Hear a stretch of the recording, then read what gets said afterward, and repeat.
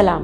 इस Christmas, new year और संक्रांति के शुभ अवसर पर जीवा फर्टिलिटी आपके लिए लाए हैं 30% डिस्काउंट IVF पैकेज पर। इसके बारे में और जानकारी के लिए स्क्रीन पे जो भी नंबर्स आपको दिख रहे हैं उन पे अवश्य फोन कीजिए या आपके निकट जो भी जीवा फर्टिलिटी सेंटर है उस पर जरूर आइए। Thank you. आदाब, मेरा नाम डॉक्टर सुवर्चला है। मैं जीवा फर्टिलिटी सेंटर्स में साइंटिफिक डायरेक्टर हूँ। आज हम बात करेंगे कि IVF के बाद जब एम्ब्रियोज गर्भ में डाले जाते हैं कब पहला स्कैन करना आवश्यक है। मैं आपको संक्षिप्त में IVF के बारे में बताऊंगी।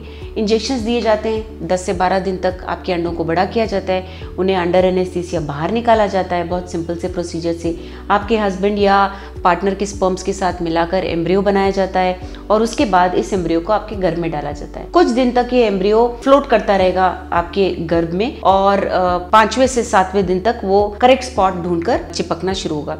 इस स्टेज में एम्ब्रियो अनेक सेल्स में डिवाइड होता रहता है और जो बाहर का लेयर है उसे ट्रोफिक्टिडम कहते हैं और जो अंदर का है वो इनर सेल मास है। ट्रोफिक्टिडम बच्चेदानी बनता है और जो इनर सेल मास है वो बेबी की तरह फॉर्म होता है। तो जब ये ट्रोफिक्टिडर्मल सेल्स आपके यूट्रस में, आपके एंडोमेट्रियम में चिपकना शुरू होते हैं तब बीटा HCG नामक हार्मोन रिलीज होता है जिसका पता ब्लड टेस्ट द्वारा लगाया जा सकता है और इसी तरह प्रेगनेंसी का भी। अगर ये अच्छे लेवल में हो तो आप प्रेगनेंसी पॉजिटिव हो। इस टेस्ट को करने के लिए 14 दिन के बाद, मतलब एम्ब्रियो ट्रांसफर के 14 दिन के बाद करवाने के लिए कहा जाता है। और पहला स्कैन कहा गया है कि सबसे पहले का अगर सैक देखना है तो 20 दिन में भी, एम्ब्रियो ट्रांसफर के 20 दिन बाद भी सैक दिखता है। सैक है वो जो माया एकदम, मतलब बेबी का भी हार्ट बीट नहीं है, बेबी अंदर है मगर हार्ट बीट अभी शुरू नहीं हुआ है। तो अगर हार्ट बीट देखना है तो डॉक्टर्स आपको 7 से 8 हफ्ते के बाद बुलाएंगे जब बेबी का हार्ट बीट भी दिखने लगेगा, तो तकरीबन एम्ब्रियो ट्रांसफर के 1 महीने के बाद। तो ये बहुत सिंपल प्रोसीजर है, आपको स्कैन्स मिस नहीं करने चाहिए